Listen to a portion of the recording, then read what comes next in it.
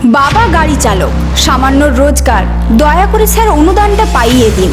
কাতর অনুরোধ করে রূপশ্রী প্রকল্পে আবেদন করেছিলেন এক তরুণী, কিন্তু তদন্তে যা সামনে এলো তাতে চক্ষু চড়ক গাছ পুরসভার কর্মীদের। নমস্কার বন্ধুরা, আপনারা দেখছেন voice of Bankura, presented by J3S institute, বাঁকুড়ার অন্যতম নির্ভরযোগ্য স্পোকেন ইংলিশ একাডেমি। বিধাননগর পুরসভার রূপশ্রী বিভাগের কর্মীরা সরেজমিনে তদন্তে গিয়ে দেখেন, যে পরিবার নিজেদের গরিব বলে দাবি করেছিল তারা মোটেও অভাবী নয়। তরুণীর বাবা নাকি গাড়ি চালক, কিন্তু বাস্তবে তিনি দুটি গাড়ির মালিক। শুধু তাই নয়, বাড়িতে রয়েছে এসি, লক্ষ টাকার স্মার্ট টিভি, মডিউলার কিচেন সহ একাধিক বিলাসবহুল জিনিস।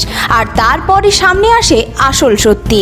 সরকারি অনুদান পাওয়ার জন্য গরিব সেজে আবেদন করেছিল ওই তরুণী। ঘটনাটি ঘটেছে বিধাননগর পৌরসভার কৈখালী এলাকায়। সম্প্রতি ওই তরুণী নিজে সল্টলেকে গিয়ে রূপশ্রী প্রকল্পের জন্য আবেদন করেন। নিয়ম অনুযায়ী বছরে 1.5 লক্ষ টাকার কম আয় হওয়া পরিবারের মেয়েরাই এই প্রকল্পের সুবিধা পান।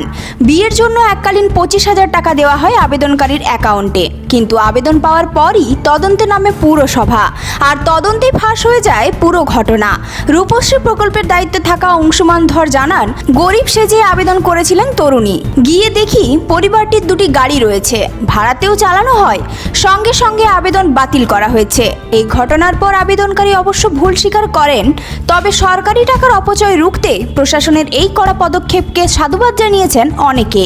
সরকারি প্রকল্পের সুবিধা সত্যিকারের প্রাপকদের হাতে পৌঁছানোই এখন সবচেয়ে বড় চ্যালেঞ্জ, আর সেই কারণে প্রতিটি আবেদনেই চলছে কড়া তদন্ত।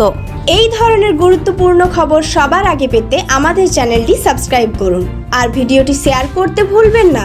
আপনার মতামত কমেন্টে জানান, আর লাইক শেয়ার করে ভয়েস অফ বাঁকুড়ার পাশে থাকুন।